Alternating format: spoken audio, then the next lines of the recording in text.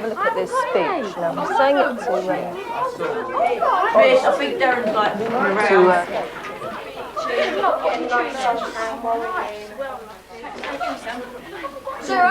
What? Haven't got any. Andrew, stop shouting out. The central problem of disruption could be significantly reduced by helping teachers become more effective classroom managers. Darren, sit down, please. So said the Elton Report on discipline in schools. I thought I told you to sit down, Darren. Sorry, miss. The report also pointed out that most indiscipline in the classroom tended to be trivial but very persistent. Enough, okay? Look, you two, get your coats on. As a result, teachers can become extremely negative in their attempts to deal with it.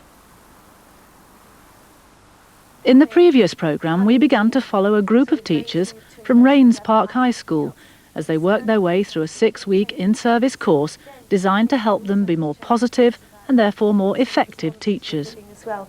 And really this brings us on beautifully to the ABC of positive teaching. So, if you handed your folder in... A first step involved counting and recording the positive and negative statements they made.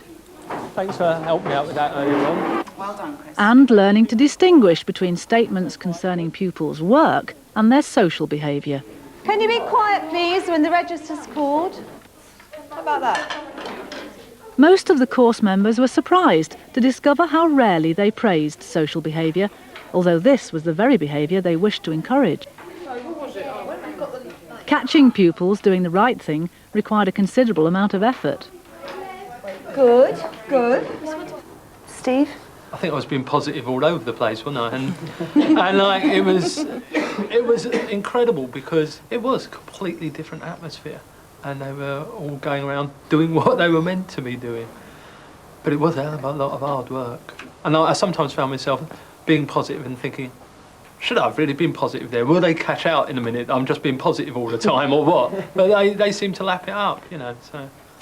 Alison, you wanted to say something? Yes, I was just going to add to something that Steve said, really. I found that it did have quite a profound effect on the children. And the more positive I was, the more they wanted from me. And if I made a point of perhaps saying something to a child who's not particularly skilled with their drawing, if I made a positive comment to that child, then they'd come back to me and ask me for some help, whereas they wouldn't have done before. And they were beginning to respond much more positively towards their own work because they could see that I was responding positively to it. One solution initially was to get smaller desks. Behaviour in the classroom is affected by many factors. The group decided to discuss classroom layout. Uses the stuff you've already got. You ain't going to go to John Smith and say, I want 15 new small desks high. Trying to listen to some of those conversations, I wonder if we might all be discussing the same problem of what? What is the biggest problem? Chris? Well, lack of space and really not a lot you can do about it. The furniture which you have at your disposal really determines the groupings that you can have. I've tried to experiment with everything in my room, but inevitably it comes back to the fact that if everybody's there in the group, someone has got their back towards me. You've got that disadvantage of children not being able to see the board without having to turn around and you not being able to see them. Is the only disadvantage that they can't see the board? And, you know, having to turn around to look at me, I feel that, you know, the discipline side of things can be affected if they're looking at friends, looking across the table, and they feel that teacher can't see them. You know, they'll be smiling and joking. So it doesn't help. It's not conducive to a good lesson, I don't think. A lot of mine sit back to back. And I've tried to have them in rows, and it doesn't work because I can never get to ones in the middle. So now I've arranged the room so they're in blocks of 4. But the problem is that because we use a lot of materials in geography, we need to have big desks, you know, maps, etc. So we have to have the big desk in the first place so that they can, you know, have enough workspace to work on. The answer could be we get smaller desks, but if you got that, then the kids will probably find themselves working on top of each other because they haven't got enough room to use textbooks, maps, etc. As part of the course, the teachers are invited to experiment with classroom layout. In an ideal world, this should ensure that all the pupils can see the board easily and eliminate no-go areas where the teacher can't reach. John Kedge teaches maths in one of the school's smaller classrooms. Well, the first layout was the tables in groups of 4. Well, for 2 tables together, so there are 4 pupils at each set of tables, and they face each other, pupils face each other. And the tables are either sideways on to me or diagonal.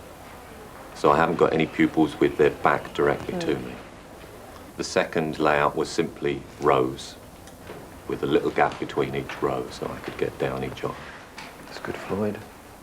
And the children, they liked being in rows because they were facing me and facing the ball. They thought that was good. And the third layout was in like a horseshoe, so sort of round the outside of the room with the children with their backs to the walls, and another smaller horseshoe in the middle. And the children commented that they either didn't like it because it was too cramped, or they couldn't see the board. Got the recurring. The positive teaching group move on to discuss the impact of organisation on classroom behaviour. Tight squeeze down here. We know that if you're poorly organised in your classroom, it can lead to inappropriate behaviour. If you're tired and you haven't done your preparation, if you just couldn't be bothered to do your preparation, you can walk in and within 5 minutes you're seeing the consequences of poor organisation in terms of the children's inappropriate behaviour.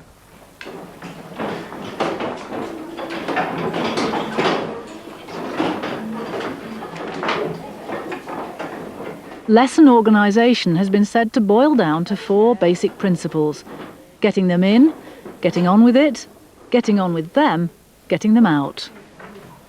Now, if you can take your coats off and put them somewhere out of the way. You'll need your exercise books. You won't need your textbooks today. Get these right, and a lot of behaviour problems will disappear. Get them wrong, and no matter how well planned, creative and appropriate your lesson, you'll have problems. Can't get out, can you? What would you like? How the lesson starts can profoundly affect what happens later. No. Oh, no.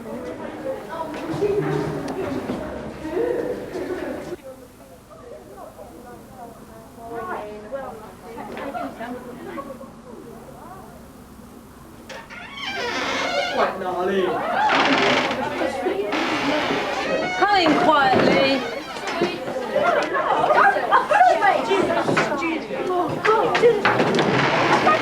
Don't push each other. Come in quietly. This teacher has the advantage of being in the room ahead of her pupils, but fails to manage effectively their entry into the room. Now she has the problem of regaining control. Stop whistling, please. You remember we did the opinion writing about the spare time jobs letter. Getting on with a lesson effectively also presents some teachers with difficulties. Most of you have old people, well, relatives, like grandmothers, grandfathers and things like that.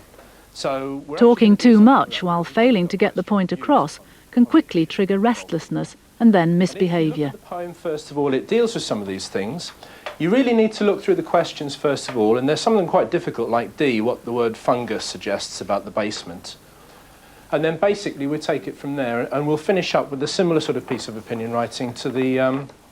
Clear, precise communication is essential if pupils are to be kept on task. Sir, I don't understand it. Could you explain it again, please? Oh, not again, Sandra. I thought it was clear enough that time. Look, you've got the poem, you've got your answers, so, you know, just get on with it. OK, everybody? Yeah. Right, off you go then. Right, what I want to do today is a character study of Fagin, and later we'll move on. Failure to get on with the class can equally arise from excessive nervousness. I don't think we've done a character study before, but... A whole host of non-verbal signals tell the class that this teacher is a victim.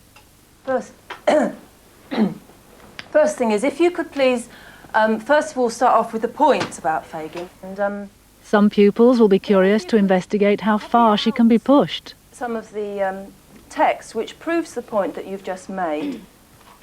Others will just lose attention. Following on from that, explain how the point fits the quotation that you've just said. Can you repeat that, please, miss? Yes, sorry. It's a character study. Yeah, I know that's the bell, but can you just wait for a minute? I've got some stuff to tell. Holly, would you sit down? I need to tell you what the homework is, right? The bell can easily catch out the unwary, but the fact remains that managing time is an essential aspect of successful classroom management. Look, some of you still haven't got anything to write with. Are you ready? Copy it up off somebody later on, Sandra, all right? Don't go out of that door, just wait there for a minute. Go back and put your chairs in, all right? One person from each table. Would you come back here?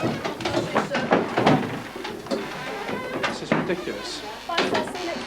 Goodbye, Mikhail. Ideally, the teacher should manage things so there's time to recap the lesson, anticipate the next lesson, give out homework, collect books and pack away other resources before the bell goes. Yeah, cheers. A lesson which ends in chaos is poor preparation for the next lesson. So, next activity. Negotiating rules. Merritt and Weldall find this the most significant factor in classroom management. And in all social groups, we have guidelines for behaviour, setting out what should not be done. As positive teachers, we want to try and set out our guidelines in a positive manner. For example, we shall try to stay in our seats. If you say no one must get up and move out of their seat, then you're inviting a challenge to authority. So the emphasis is on trying to frame the rules positively so that we can, in the end, catch them being good. That's great. So you don't think by saying try to is sort of acting as an invitation to some people to go against what you want them to do? I think it's realistic because you know that not everybody in your class is going to keep to that rule for the full time. See, if you say try not to, then the leeway that you've allowed yourself is far greater. If you say don't do it, the first person that talks, they're looking up to see what you're going to do about it. It says here, write down up to 10 school rules. But again, I want you to think solely in the classroom. I don't want you to think of your general school rules that you've got written. As part of the course, all the teachers are asked to negotiate 3 simple classroom rules with one of the classes they teach. To English basics. What is a rule? Cindy Parker decides to work with her Year 9 English class. You're not allowed to do, like, it tells you whether you can, like, if you can speak in class or not. It gives you, like, ways to behave. Good. You've summed it up well there. Codes of behaviour. That's how we could define a rule. So within the classroom, I want you to think about codes of behaviour. Ways of behaving in the classroom that would be appropriate and that would be beneficial for everyone. The children divide up into pairs to discuss possible rules. Don't forget, rules don't have to start with don't. They can start with do, can't they, if you're being positive? A long list of rules is then put up on the board. It's another rule, please. How many of you would agree that this is a good rule? As they say as they call out. Right, okay, so the majority of you say that. How I've done it in the past is doing it on gives and gets. If you actually say, right, what do you want to get out of the lesson, and make them do a list. And then say, all right, you want all of these things, what are you prepared to give? And that way they will actually tend to come up with positive things, you know, like cooperation, attention, and things like that. It's a better way of negotiating as well, I think, because they're actually seeing that they are getting something out of it. Can I ask something? Is it a good idea, because what I've done with one particular class is I've done one rule each week. Is that a good idea? Rather than doing loads all at one go, we decided on one. So we worked on that last week and reminded them about that and got another one today. And then we've chosen another one for next week. OK, now if you were thinking about what we did last week when we came in, we all agreed that you come in quietly, you take your coats off and get your things out of your bag, and then we can start. Now, this week what we're really thinking about, which I know some of you need to work on, OK, is if you want to say something, what do you think you should do? Robert? Put your hand up, okay. Why do you think it's a good idea that when you want to say anything or need any help, that you put your hand up? What are you going to say, Terry? If everyone shouts something, you won't be able to understand what the person says. That's right. If everybody shouts out, it takes longer, you can't understand what people have said. And how many of you think it's actually nice to be listened to? How many of you? I do. I certainly think it's much better when people are listening. When we did that, Once rules have been agreed, they can be reinforced by praising pupils who observe them. Robert, well done for putting your hand up, mate. Right, you didn't plan, okay? And there's also something else you didn't do. I said that I gave you lower marks because you didn't answer the... Susanna? The tasks. Well done for putting your hand up, whoever shouted out. All right, who's that? Paul! Is this one life lost? Please, not. I don't know, shall I be next time? Okay, so you're one warning. Okay? Yeah, this is good. I like the point you're making there. Yeah, well done. Even a teacher who's usually positive will have to reprimand a pupil from time to time, but sometimes such reprimands are less effective than they might be. That's good. Yeah. Yeah, well done, Holly. Oh. Paul, was that you? What do you think you're doing? Are you messing about again, wasting your time in this lesson? Look at me when I'm speaking to you. That is just about the last straw. Unless you seriously get down to your work by the end of the lesson, you're in big trouble. I'm tired of you messing about and behaving in this stupid fashion. Would you look at me when I'm talking to you? Do you understand? Sure. Just stop doing it. Right. Sorry about that, Holly. I think we all are guilty of humiliating them in front of the rest of the class on issues such as that. Yeah. Instead of going up and having the private conversation, you have it en masse with the public all listening, and they go red and they think, oh, they shrivel into a little, you know, and hate themselves. Whereas if it's on the personal level... But that can be quite effective. There are times when you... Yeah, but it annihilates them, doesn't it? Yeah, I mean, great. there are some occasions when I think you need to use that sort of tactic. It's a very powerful weapon. Yeah, I think so. Chris, how do you think the reprimands in this situation could be made more effective? I would go over and ask if he's stuck. Right. And if he needs help, which would then probably indicate to him that I've got my eye on him. Mm-hmm. And then I would change my position. Instead of talking from the front, I would go over to him to be in closer proximity and ask if he needed help. That's a nice way of doing it, isn't it? Because that's very positive, isn't it, really? We're showing sort of concern and care. And it also means I could clout him. I wouldn't be able to reach him otherwise. Yeah, I'm not standing there. Right, anybody else? Julia? I'd sit actually at the table with them for a while. Yeah. Sort of see how they're getting on. Certainly not call out. I think another thing is that if you are going to sort of, what they say, threaten here, whatever you do say to a child, you must be able to carry out. So you're very careful as to what you say to them. Alison? I felt the same as Chris did with these 2 points, that I would approach it like that because I wouldn't, A, want to disturb the whole class by highlighting the fact that he was off task rather than on task. And then I think when I go to him, I would see myself as saying, maybe, suggesting that the consequences, if he didn't manage to finish this work in time, that there may be a consequence, such as, for instance, this is the last lesson we've got, Darren, and if you don't finish this work in the time that I've given you, because you're messing about, I may have to take some of your break time away. If you look across there, these boys have almost finished their third shell, haven't they? Yeah. Right, Colin. What you've got is very nice. You've got a good shape there to your shell. You've seen the shape well, but you're not developing the texture. I think what you're doing is concentrating more on your conversation, aren't you?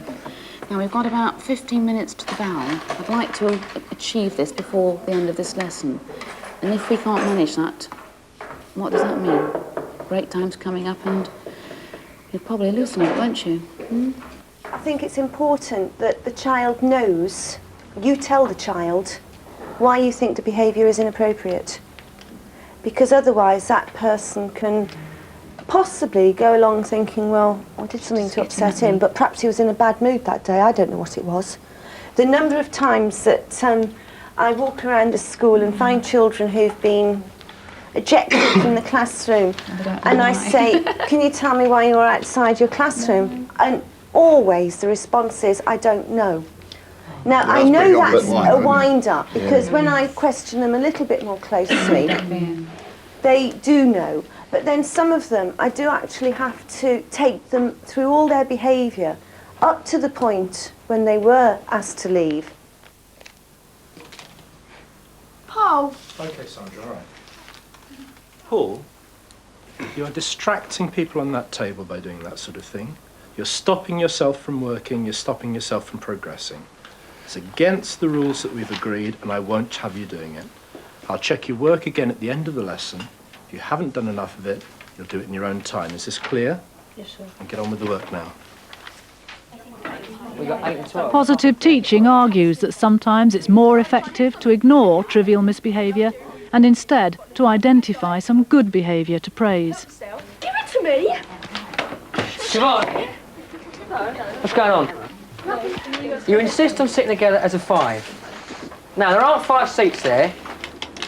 Okay, so I'll put up with it. But you'll still try my patience every week. So, for example, instead of telling off a table who are noisy, praise a table who are getting on with the task in hand. Yeah? The next part is, I think, the difficult part. The importance of Rex responses. We must express precisely what behaviours we are approving of. 1, describe the behaviour. 2, reinforce pupils' engagement in that behaviour.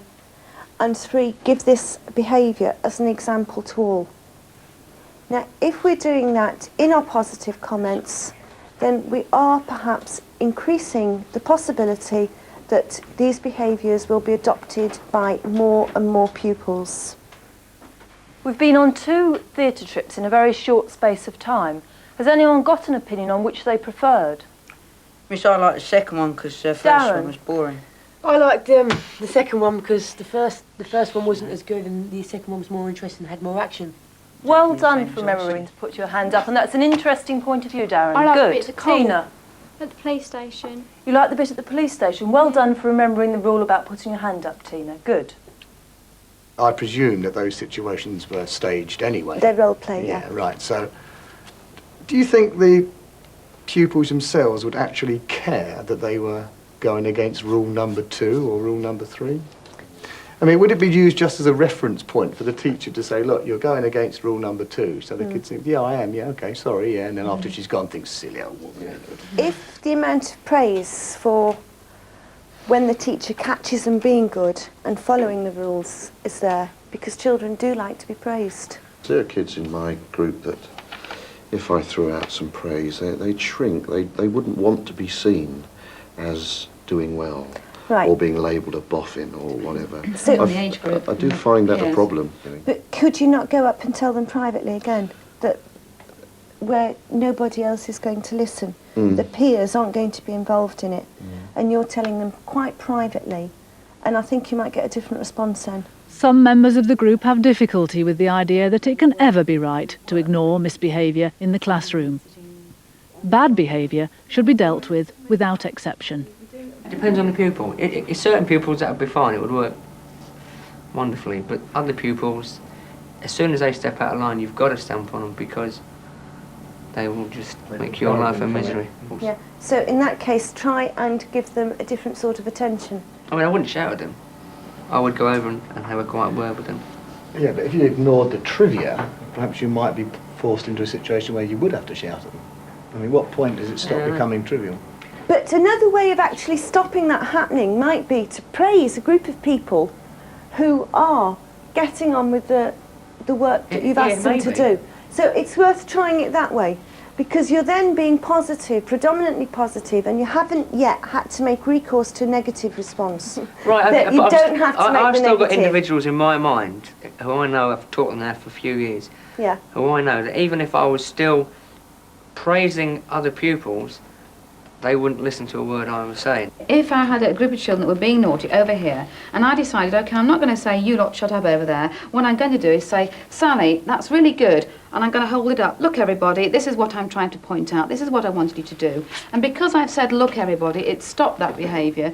So you haven't ignored it. You've just manipulated the situation to stop it happening, and you've consciously done that. But it's not ignoring it. it's managing it in a different way, Yeah. surely.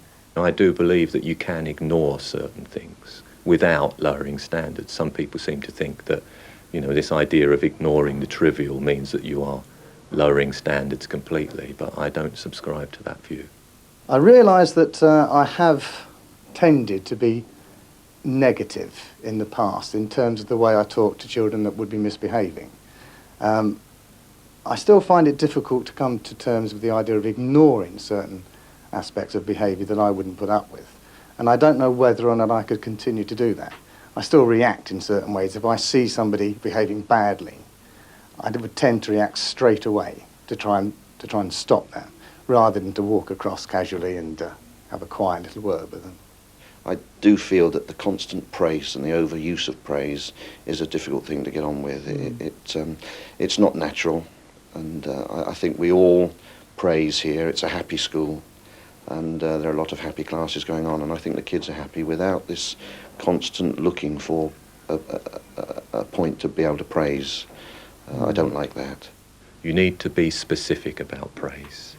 You know, perhaps in the past I used to wander around and say, oh, well done, that's good, blah, blah, blah. But now I would try to say, oh, well done, I like that because you have done it the way that I asked you to do it, or because, and give a reason for praising them. So it is, you know, explicit what I'm actually praising them for. So that's one thing I've tried to do. I used to reprimand aloud, really. If a pupil was doing something, I'd say something across the class, and I tried to reprimand privately. In one particular class, a boy is very troublesome. The other pupils find him irritating, and he says things aloud to draw attention to himself. And now, rather than shouting out his name across the class or say, stop doing this, I go over and I make it quite clear what I'm displeased about, and that seems to have worked a lot better.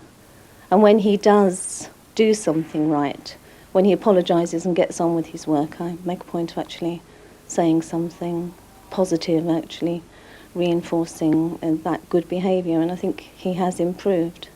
I think it's quite a demanding course, more demanding than I realised when I started to run it. And from that point of view, I think teachers have kept along with it very well.